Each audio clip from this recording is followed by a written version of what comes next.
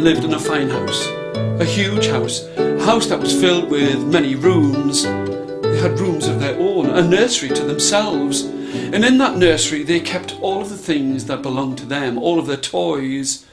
Clara had her toys and Fritz had his. Fritz had a huge castle that was nearly taller than he himself, and he filled it with toy soldiers, and the two of them would play in the nursery. But now the snow was starting to fall down, and they knew that it was Christmas Eve, and on this Christmas Eve their mother and their father were going to have a great party, a dance, a ball inside of the house. And Clara and Fritz were both very excited, not just because they get the chance to see all of the grown-ups as they would come to the house and in their fine clothes, but the fact that they were waiting for Herr Drosslemeir. Now, Herr Drosslemeir was a magical man with a patch upon one eye and a tall hat upon his head, and he would bring all of the children the toys, for he was a toy maker, and there was always a look in his one eye that would make you smile, and the children waited. And while they waited, they helped their mother and their father to dress the tree, to place tinsel and baubles, and right at the top a sugared plum fairy was placed at the top of the Christmas tree. And they looked and they enjoyed the work that they had done, but the time for the ball was getting closer. The door was being knocked upon, carriages were brought to the front door, and many of the guests had arrived. Clara and Fritz sat with their legs dangling out between the spindles on the staircase, and they waited for that one special guest, Herr Drosslemeir. And the children waited, and soon they could see a shadow upon the panes of glass by the side of the door, and they knew that Herr Drosslemeir was there. The door swung open, and Herr Drosslemeir came in, his great coat upon his back, and the children flocked around him, while everyone else inside of that hall danced and made merry. But I'll tell you this, Herr Drosslemeir would give a boy a toy, would give a girl a toy, would give toys to all of the children who were there, and when it came to Fritz, he gave Fritz an army of soldiers, a huge box full of soldiers. He gave them all to Fritz and placed them in his hands. Fritz was very pleased indeed to be given all of these fine toys and soldiers.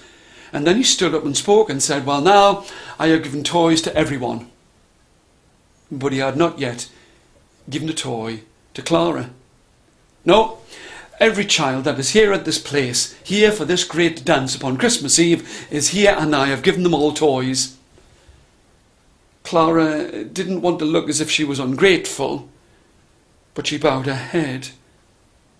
And then Herr Drosslemeir opened up his coat and said, "For you here in the lining, I have got something special for you." And he took his coat off and he flung it down, and he gave Clara from out of the great pocket, the long pocket that was on the inside of his coat, he gave her a nutcracker. Well, I've got to tell you that this nutcracker looked just like a soldier, tall and strong and straight, with a gun over its shoulder, and when you pulled at it, its mouth opened up, and a nut could be placed inside of its mouth, and with a quick crick and a crack, the nut would be broken open. Clara had never seen anything that had been made so beautifully and just for her.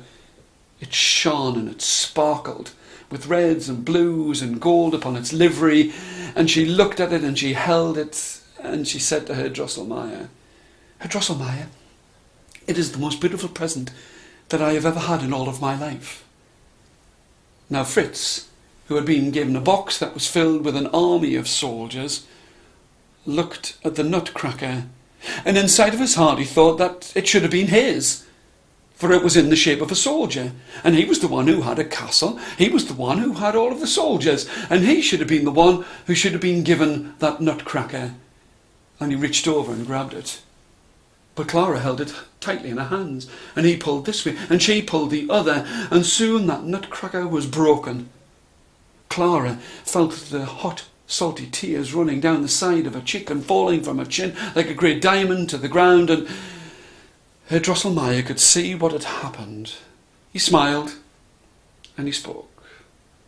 "My dear Clara, if I can make something, then I will be able to fix it. Give it to me."